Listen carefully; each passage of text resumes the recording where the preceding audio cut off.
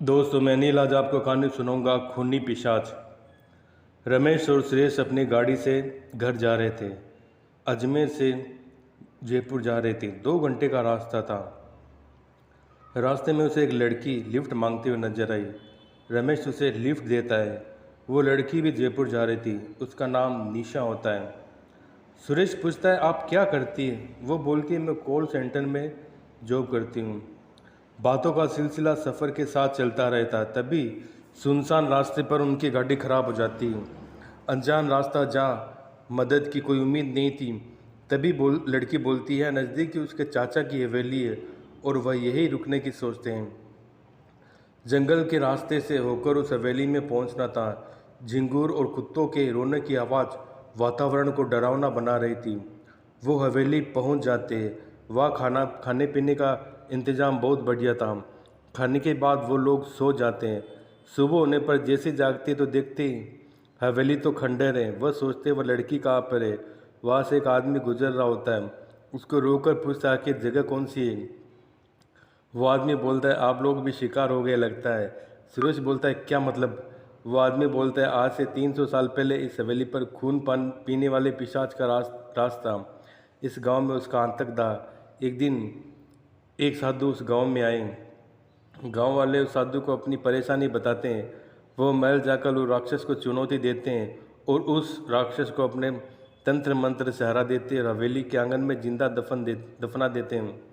वो लड़की उसी पिशाच की बेटी है जो अपने पिता की मुक्ति के लिए कोशिश कर रही है।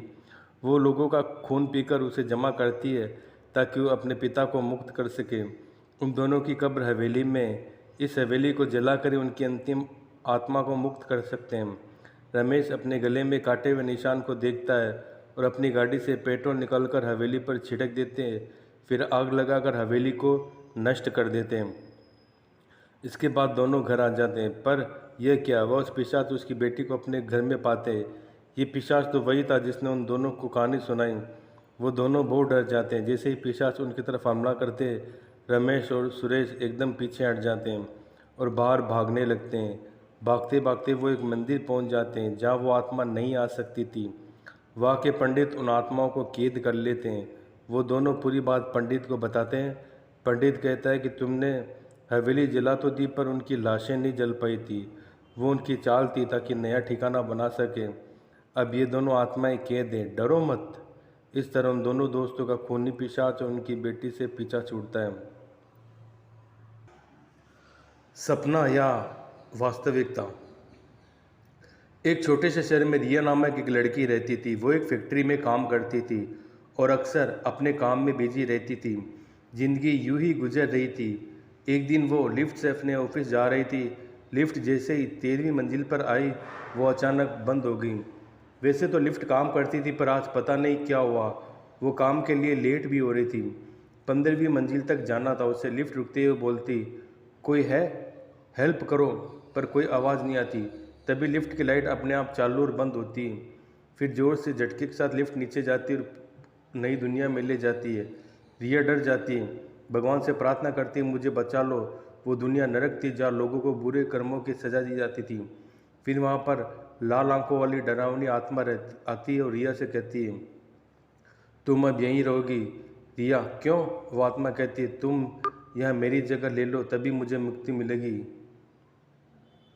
जैसे ही वह आत्मा उसकी तरफ आती है, तब रिया डर के मारे आंखें बंद कर लेती है। तभी वो बिस्तर से गिर जाती है और सोचती है, कहीं ये सपना तो नहीं था। खैर, वो तैयार होकर अपने तयशुदा कार्यक्रम के अनुसार रोज की तरह ऑफिस जाने के लिए लिफ्ट में जाती है। इस बार लिफ्ट सच में रुक जाती है। फिर नीचे की तरफ जाने लगती है तो रिया फिर वही मंजर देखती है जो उसने सपने में देखा था। वह भगवान से प्रार्थना करती है, मुझे बचा लो। तभी वह एक आत्मा आती है, बोलती है, डरो मत, सिर्फ तुम्हें एहसास दिलाना था कि ज़िंदगी के बाद दुनिया कैसी है। दोस्तों, ज़िंदगी में नरक और स्वर्ग सिर्फ हमारी सोच बनाती है। कोई है? नीरज ने अपनी प्रारंभिक पढ़ाई अपने शहर मथुरा से की। 12वीं में उसने कॉमर्स ली। उसके आगे चलकर सीए बनना था, इसलिए उसने पूरी मेहनत के साथ अच्छे नंबर से 12वीं की परीक्षा उत्तीर्ण की। लेकिन आगे की पढ़ाई वो मथुरा में रहकर नहीं कर सकता था, इसलिए वो कलकत्ता जाकर पढ़ने का सोची। हालांकि उसकी मम्मी पापा कोलकाता नहीं जाने देना चाहते थे, लेकिन पढ़ाई पूरी करने के लिए उन्होंने जाने दिए। नीरज के पापा मथुरा में एक कंपनी में अकाउंटेंट थे। उनकी सैलरी ठीक ठाक थी, लेकिन वो नीरज को ज़्यादा पैसे नहीं दे सकते थे। ये बात नीरज जानता था, इसलिए कुछ दिन अपने मामा के यहाँ रुकने के बाद वो किसी लॉज में जाकर रहने का सोचा। उसी क्रम में उसे सुंदर लॉज का पता मिला, जो काफ़ी सस्ता था, नीरज के बजट में आता था। लेकिन सुंदरी भवन पहुंचने के बाद उसे पता चला कि वहाँ कोई कमरा खाली नहीं है। चूँकि वो कोलकाता में नया नया आया था, इसलिए उसकी जान पहचान भी किसी के साथ नहीं थी। वो उदास हो गया, लेकिन उसने हार नहीं मानी। तभी उसे पता चला कि सुंदरी भवन में कमरा खाली है। हालांकि वो वहाँ पूछ सकता था, लेकिन दोबारा गया और सुंदरी भवन की मालकिन से कमरा देने की बात कही। मालकिन ही सब कुछ करती थी। उस भवन का मालिक मर गया, इसलिए मालकिन को सारा देख रेख करना पड़ता था। नीरज के दोबारा आने पर मालकिन ने बताया कि एक कमरा खाली है, जो सबसे ऊपर है। सुंदरी भवन 4 मंजिले का मकान था, जिसमें कुल 40 कमरे थे। नीरज उस कमरे को बिना देखे मालकिन को हामी भर दिया, साथ ही कमरे का रेंट भी दे दिया, क्योंकि और कोई और ले लेता तो वो कहाँ जाता।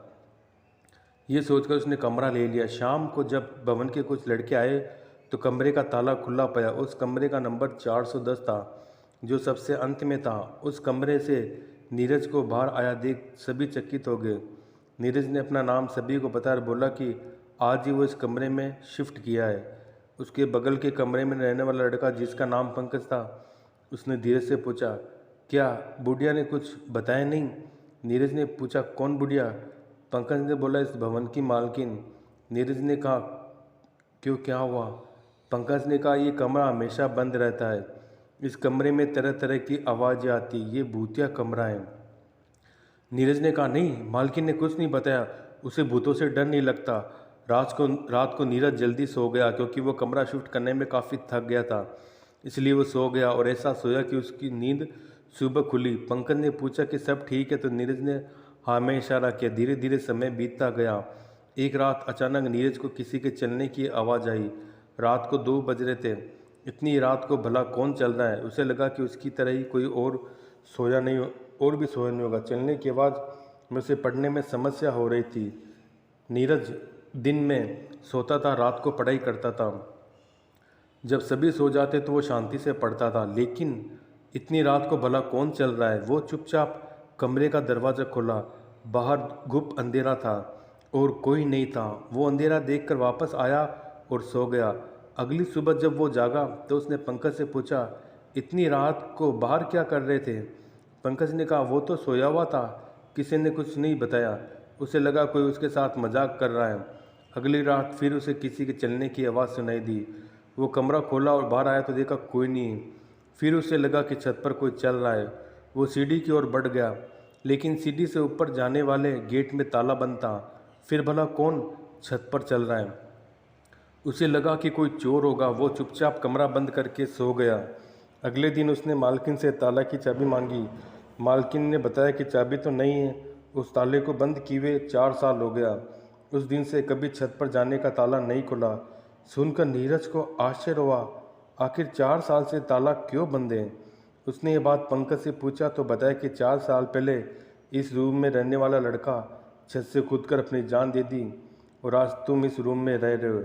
इससे पहले जो भी रहता था उसे आवाज़ सुनाई देती थी। नीरज ने इस बात की सच्चाई पता करने के लिए चुपचाप छत पर जाने वाले रास्ते का ताला तोड़ दिया। रात को फिर किसी के चलने की आवाज़ आई तो नीरज चुपचाप छत पर जाकर देखा तो कोई नहीं था। वो आवाज़ का पीछा करने लगा, लेकिन उसे कोई नज़र नहीं आ रहा था। वो परेशान होकर सोचने लगा कि आखिर कौन है।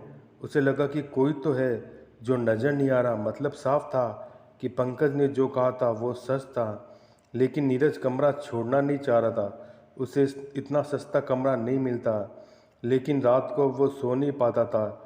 एक रात तो उसे आश्चर्य लगा कि जब पायल की आवाज़ आने लगी।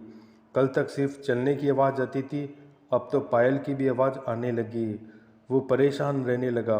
अब तो किसी लड़की की भी आवाज़ आने लगी।